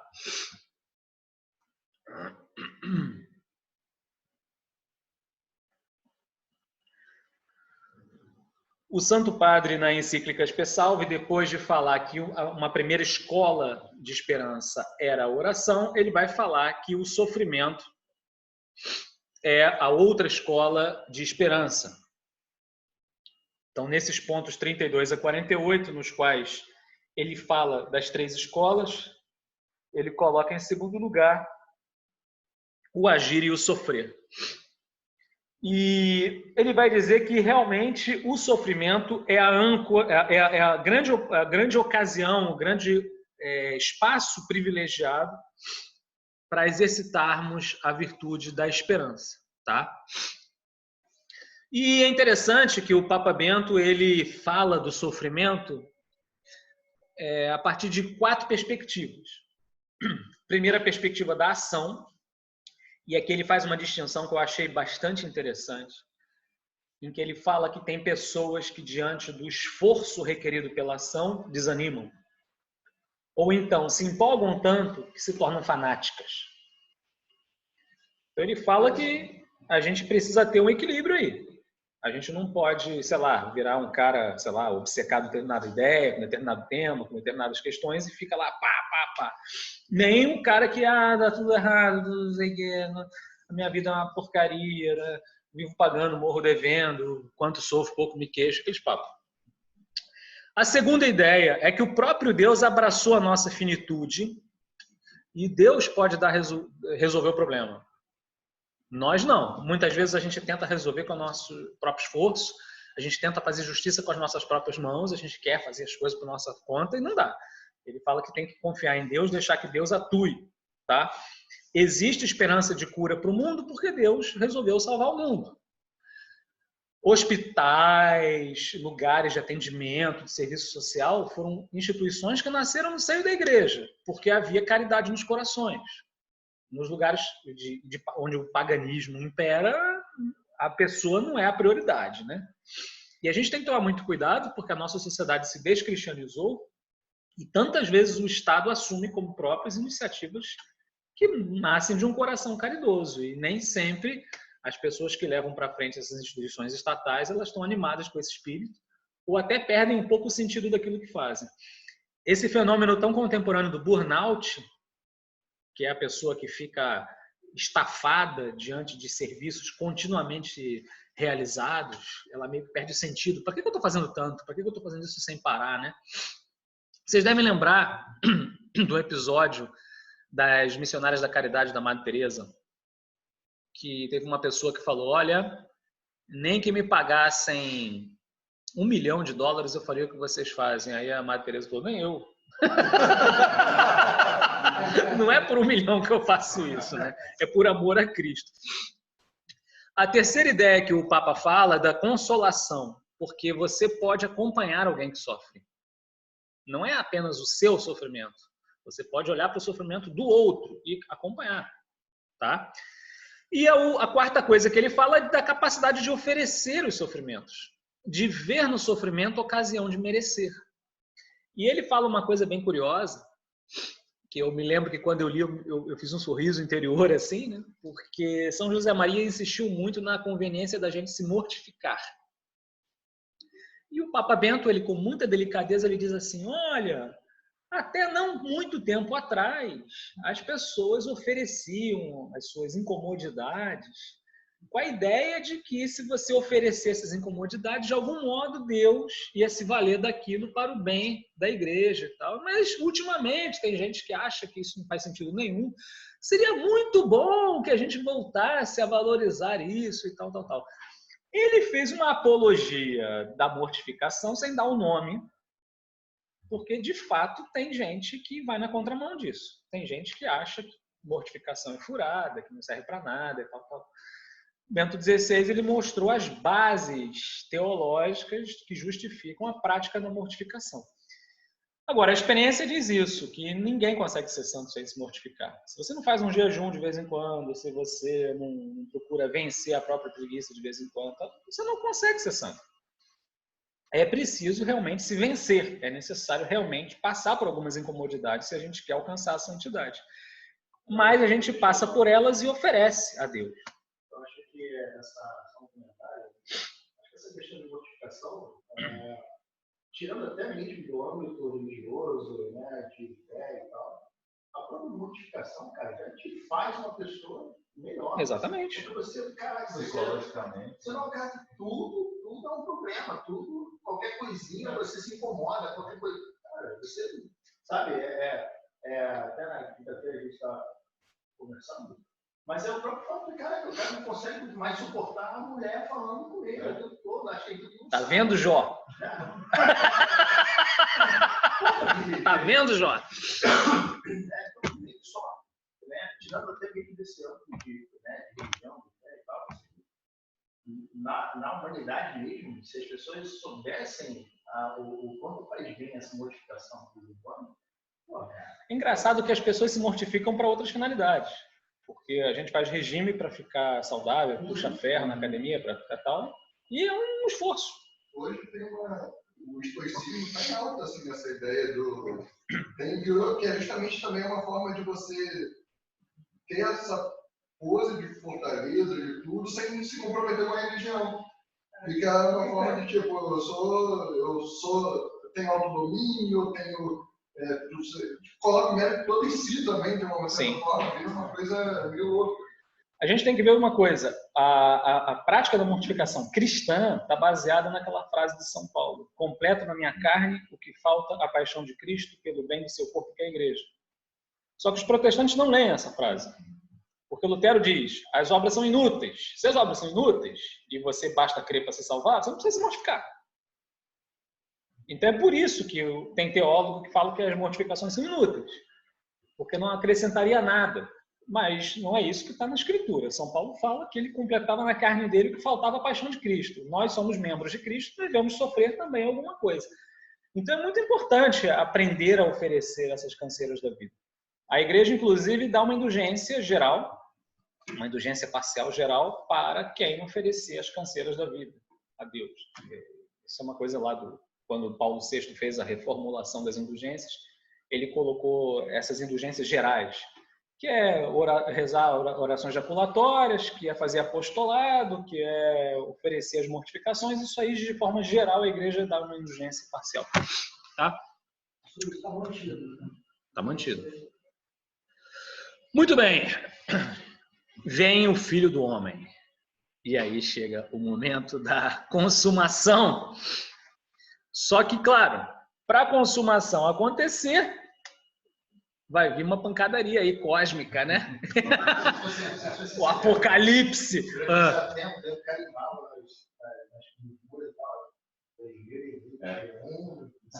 Jesus. Não dá para 2070. É isso que eu digo. Vai 2070. 2070 é número de Aquele 70. Olha só, quando a gente fala de apocalipse, Armagedon, essas coisas todas, a gente pode ficar com aquela coisa assim meio, né, filme de ficção científica, distopia, o caramba. Não é por aí. A ideia de fundo qual é?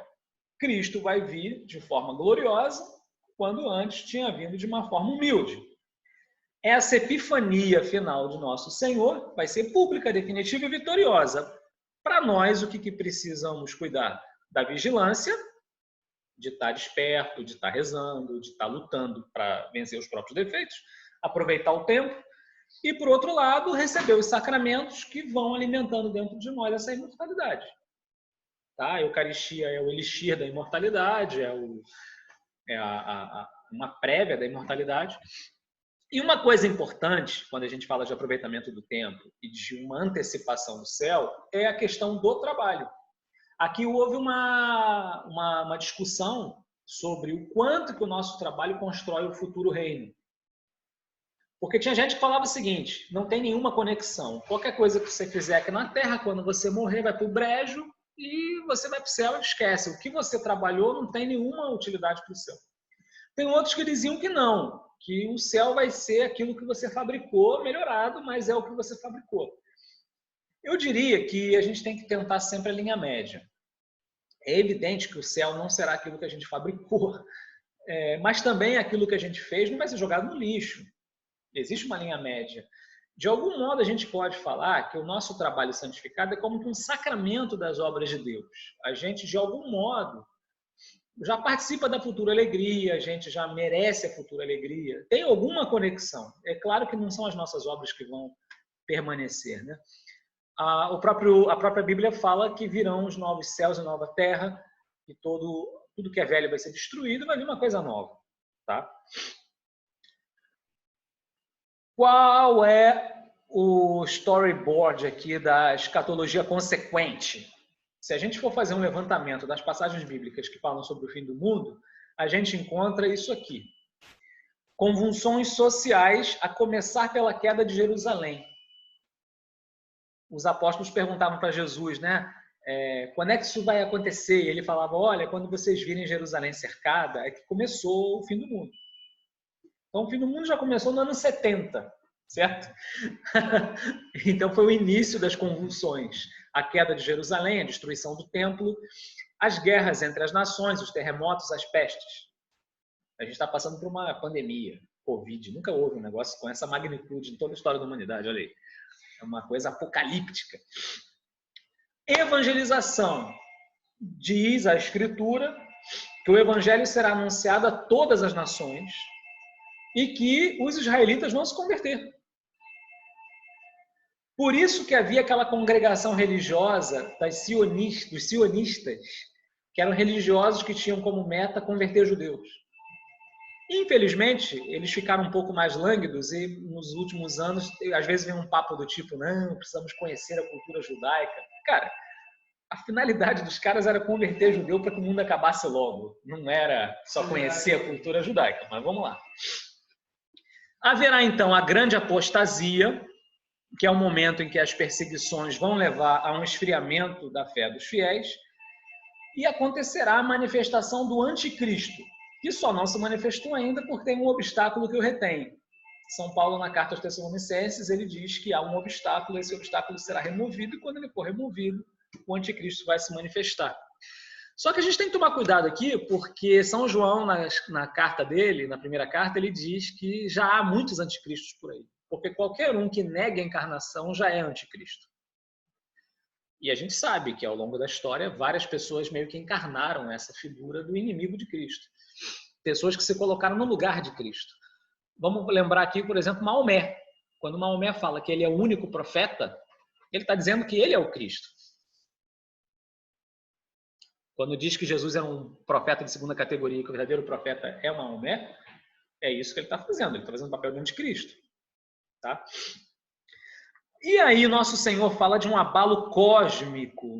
Não é apenas um problema social que a gente está aqui abordando. Acontece também uma manifestação disso no cosmos. E a raiz desse abalo cósmico acontece o seu advento, a sua parousia, a sua aparição. Então Jesus fala que aparecerá no céu o seu sinal. O pessoal geralmente imagina uma cruz que aparece no céu. E todos os povos da terra se lamentam. E aí nessa hora vem o Senhor. E então acontece a consumação.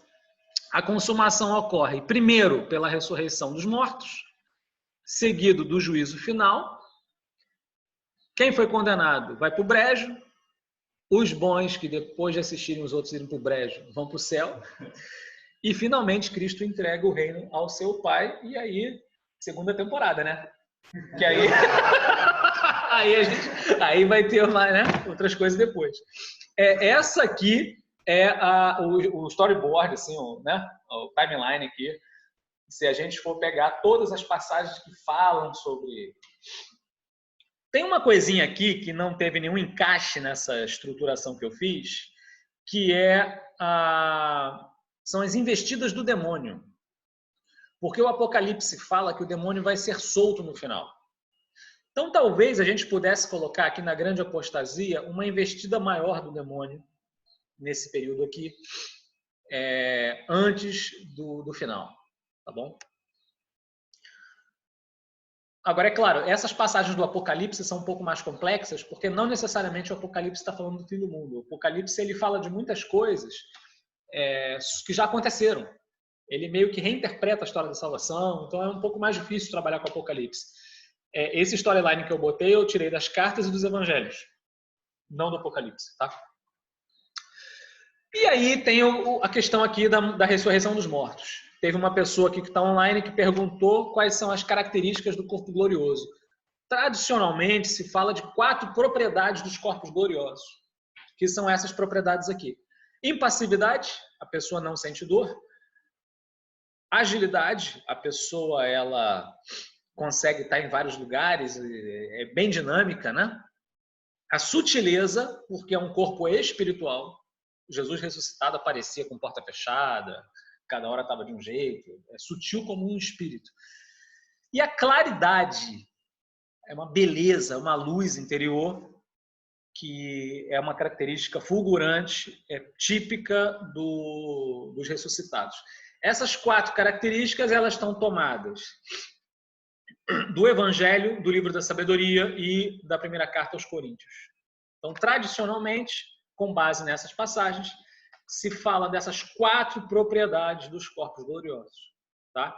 Então, aqui uma coisinha para decorar, né? Impassividade, agilidade, sutileza e claridade, tá bom? E aí, meus caros, juízo final. O que o juízo final tem de certo? Mas olha, aqui nós temos uma questão interessante, que é como que os homens de hoje veem o juízo.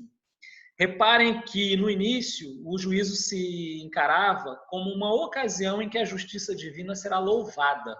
Porque depois de tantos pecados, Deus fará justiça e a sua justiça será então glorificada. Mas, ao mesmo tempo, se a gente pensa no homem pecador, pensar num juízo é um apelo à conversão. Poxa vida, eu serei julgado, logo eu preciso me converter, preciso fazer penitência. Só que, claro, essas 2 primeiras atitudes são atitudes positivas, digamos assim. É uma atitude de acolhida, é uma atitude de fé, uma atitude de esperança, etc. Quando vem o individualismo moderno, quando vem a crença num progresso científico, quando vem um politicamente correto que inferniza a nossa vida e quer quadricular a nossa existência, tudo isso daqui começa a olhar para o juízo como algo, peraí, cara, eu sou mais eu tenho minha autonomia, que negócio é esse que eu vou ter que ser julgado, ainda mais em público? E, pô, e a minha vida, eu faço a minha vida o que eu quero, como é que agora vai vir um Deus e vai chegar para mim e falar, eu vou te julgar, cara? Né? Então vem o terror, o medo do juízo. Vem uma ideia de que, peraí, se existe um progresso, você põe ordem, sai progresso, quer dizer, essa crença evolucionista não consegue entender a lógica de um juízo. Porque se é um processo evolutivo, você não precisa julgar ninguém. Os pecados fazem parte desse processo evolutivo, então por que você está falando de um juízo? Você não precisa de um juízo para fechar nada.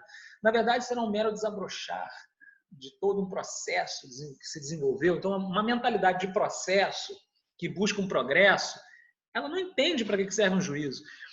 O moralismo melindrado vai falar, caraca, mas por que Deus vai querer punir uns e outros e vai salvar outros e de repente você vê a hipocrisia dos católicos e os cristãos, que não sei qual, eu aqui sou muito mais empenhado aqui.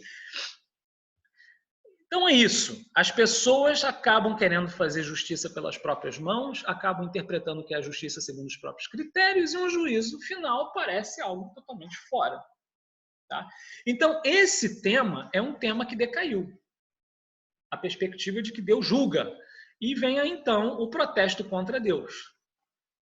É o protesto. Tipo assim, Deus está sobrando nessa história, ele não tem que se meter na minha vida, tá? Mas aí então a gente se questiona, para que a gente vai precisar de um novo juízo? O que o juízo final vai acrescentar ao juízo particular? O catecismo romano, que é aquele catecismo lá do século XVI, ele dava 4 coisas que são exclusivas do juízo final. Primeiro, existem pecados que causam pecados. Tecnicamente se chama escândalo. Pense no seguinte: uma atriz faz um filme pornô, ela se arrependeu. Muito bem, se confessou, beleza e tal. O problema é que o filme existe, o filme está circulando, mesmo que tire da rede já tem gente que fez download, e o cara continua cometendo novos pecados assistindo aquele troço, fazendo igual e tal. Infelizmente, para ela, é quase impossível reparar. Porque aquele pecado que ela cometeu, mesmo que ela tenha se confessado, está sendo causa de pecados de outras pessoas depois. Os escândalos, de algum modo, perpetuam os pecados cometidos ao longo do tempo. Então você precisa ter um momento de um basta ao escândalo. O juízo final serve para isso também. Tá? Ele acaba com os escândalos. Segunda coisa, muita gente foi difamada, muita gente foi caluniada. Você precisa ter um juízo público para que a honra das pessoas que foram violentadas seja restaurada. Por isso que o juízo é público. O juízo particular não resolve esse problema. Entendeu? Terceiro lugar, o corpo faz parte da nossa personalidade. O morto, mesmo que esteja no céu, está morto. É necessária a ressurreição da carne e aí o corpo vai ter que pagar aquilo que ele praticou enquanto vivia.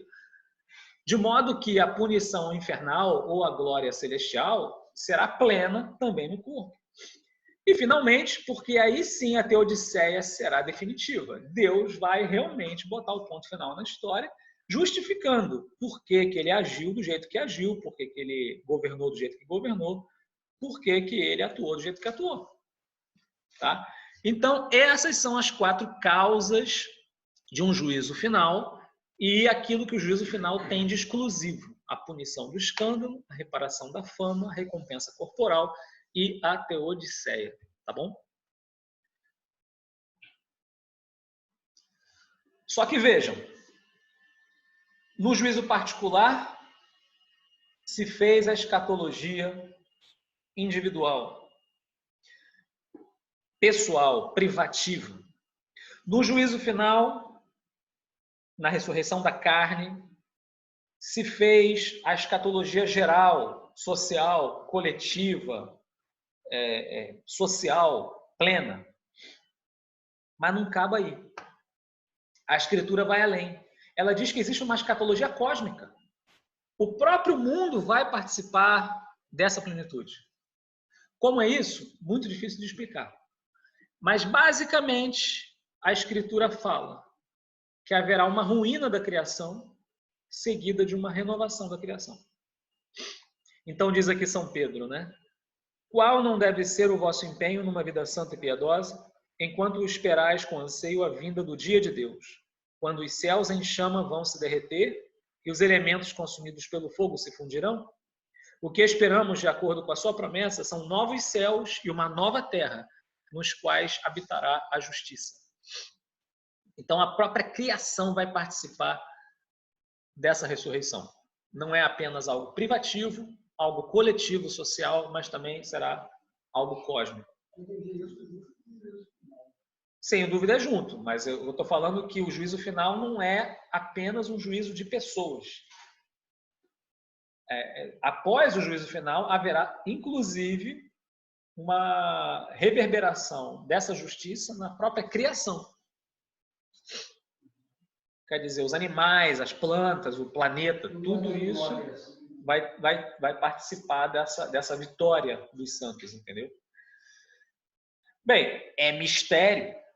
Só o que chamou a atenção ali foi o seguinte, né? Céus está no plural, terra está no singular. Você acha que... assim, céus? Em hebraico, céu é plural. É curioso. Na verdade, não é nem plural, é dual. É tipo calças. Você nunca fala, eu vou vestir uma calça. Não, você veste, você veste as calças. Óleos, também, a gente tem um par, né? Então, em alguns idiomas, quando as coisas são aos pares, você usa o dual. E usa o plural quando é mais de 2. Em hebraico, ninguém sabe explicar muito o motivo. Águas e céus são plural. Tá? Agora, você lembra, quando falava dos 7 níveis do céu, 7 níveis do inferno, de algum modo explica por que seria plural. Há uma ideia de que há uma hierarquia na criação e o próprio reino celestial ele teria essa hierarquia. No Pai Nosso, você fala assim. O nosso que está no céu. Curioso, né? Assim na terra como no céu. Teria que ver no grego, porque no grego tem um singular, né? Não é hebraico. Mas em hebraico é plural. Shamayim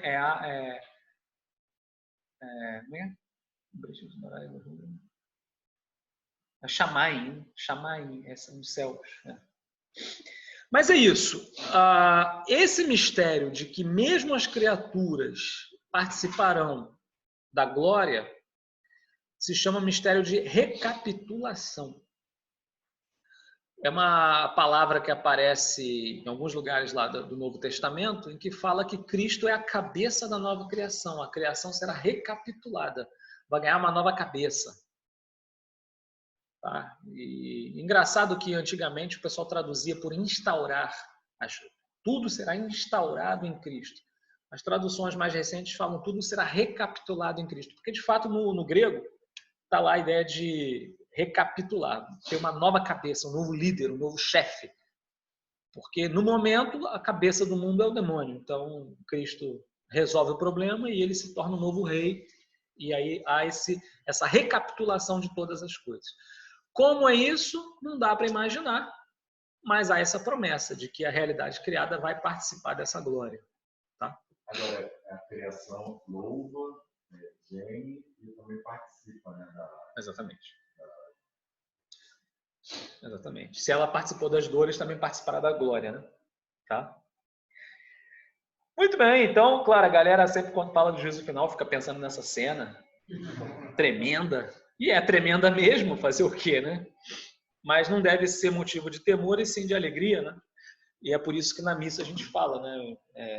Vem Senhor Jesus, né? Maranata, né? Esse desejo de que a salvação se realize de forma plena e não só de forma como se fosse um aperitivo, né? De forma encoada, tá bom?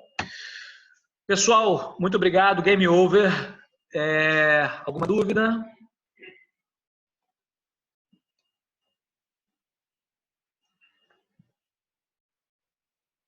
Tá rindo do que aí, Elton? Game over nesse tipo de assunto é muito engraçado, pô. Acabou mesmo, né? Agora já era.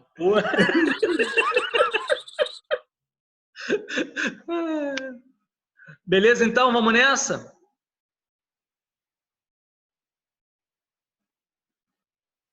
Ninguém tem dúvida. Aviso, a prova já está no ar. Moleque! 20 questões. E também já estão lá as apresentações, tá? E muito bem. Vida que segue. Tem, sei lá, 2 semanas para fazer a prova. Não vamos estragar o Natal de ninguém. Valeu, galera. É isso aí. João, obrigado pelo... Cadê? Muito obrigado, João. Maravilhoso o curso. Valeu, um abraço então. para todos aí. Tchau, tchau.